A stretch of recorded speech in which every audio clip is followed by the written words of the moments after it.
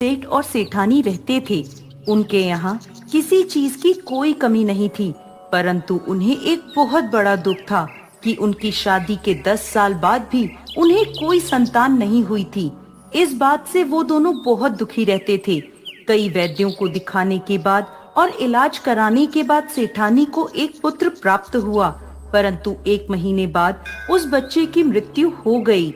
इस बात से सेठ और सेठानी और ज्यादा दुखी रहने लगे।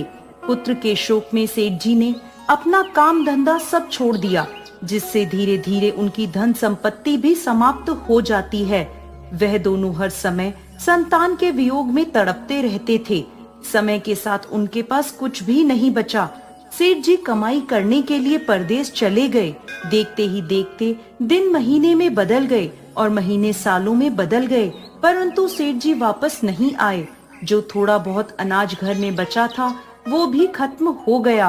अब सेठानी भी घर से बाहर काम के लिए निकलती है और एक मैदान से मिट्टी खोदने का काम करने लगती है। जिस मैदान से सेठानी मिट्टी खोदती थी वहाँ बहुत सारे बच्चे खेलने आया करते थे। उन्हें देखकर सेठानी बहुत खुश होती और कुछ समय के लिए अपना दुख भूल जाती थी। जब वह वापस अपने घर आती तो फिर वह अपने बच्चे के वियोग में तड़पने लगती। अब वह हर रोज काम पर जाती और मैदान में खेलते बच्चों को देखकर खुश होती रहती थी। एक दिन सेठानी जब मैदान में मिट्टी खोदने पहुंची तो देखती है कि वहाँ एक भी बच्चा खेलने के लिए नहीं आया था। यह देख सेठानी को बहुत दुख होता है। उस दिन सेठानी मिट्टी का एक बहुत सुंदर बच्चे का पुतला बनाती है और शाम को काम खत्म कर उस पुतले को लेकर अपने घर आ जाती है। उस पुतले का नाम सेठानी शामू रख लेती है। अब सेठानी उस मिट्टी के पुतले में अपने बच्चे को देखने लगी और उसके साथ खुश रहने लगी। वह उसे खाना खिलाती, कपड़े पहनाती और उसके साथ खेला करती थी। जब भी वह काम पर जाती उस पुतले को अपने साथ कपड़े में लपेटकर ले जाया करती थी। ऐसे ही समय बीतता गया। एक दिन सेठानी उस पुतले को लेकर जा रही थी, तभी उसने देखा कि एक पेड़ के नीचे कुछ औरतें बैठी पूजा कर रही थी। सेठानी उनके पास गई और उनसे पूछने लगी, बहन, ये आप कौन सी पूजा कर रही हैं? इस पूजा से क्या फल प्राप्त होता है, मुझे भी बताइए।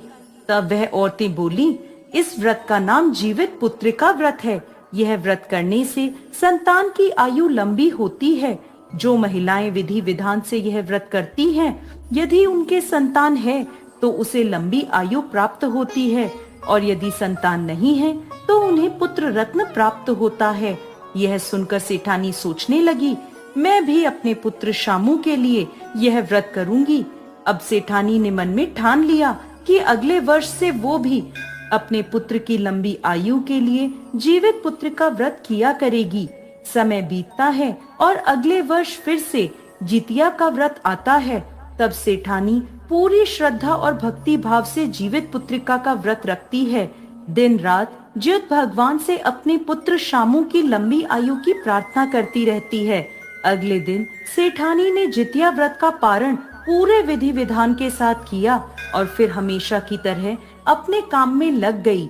एक दिन वो उस पुतले को लेकर काम पर गई तो उसे महसूस हुआ कि वह पुतला हिल रहा है, लेकिन उसने सोचा कि ये उसकी गलत फहमी है।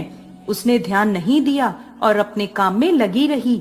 थोड़ी देर बाद उसे बच्चे के रोने की आवाज आई तो वो आश्चर्य में पड़ गई। थोड़ी देर बाद उसने अपने बच्चे का कपड़ा हटाकर देखा तो देखती है कि पुतले की जगह एक छोटा बच्चा था, जिसे देखकर वो बहुत खुश हुई और समझ गई कि ये सब ज्योत भगवान की कृपा से हुआ है। मिट्टी के पुतले में भी ज्योत वाहन भगवान ने जान डाल दी है। वह ज्योत भगवान को कोटि कोटि प्रणाम करती है और खुशी खुशी अपने घर की ओर लौट जाती है। रास्ते में सभी लोगों को बताती है कि ज्योत भगवान की कृपा से मेरा मिट्टी का पुतला पुत्र बन गया है। यह सुनकर सब हंसने लगते हैं और कहते हैं, सेठानी तो लगता है पागल हो गई है। मिट्टी का पुतला भी कभी जीवित हो सकता है। लेकिन मिट्टी के पुतले की जगह बच्चे को देखकर सब समझ गए कि सेठानी पर ज्योत भगवान की कृपा हुई है।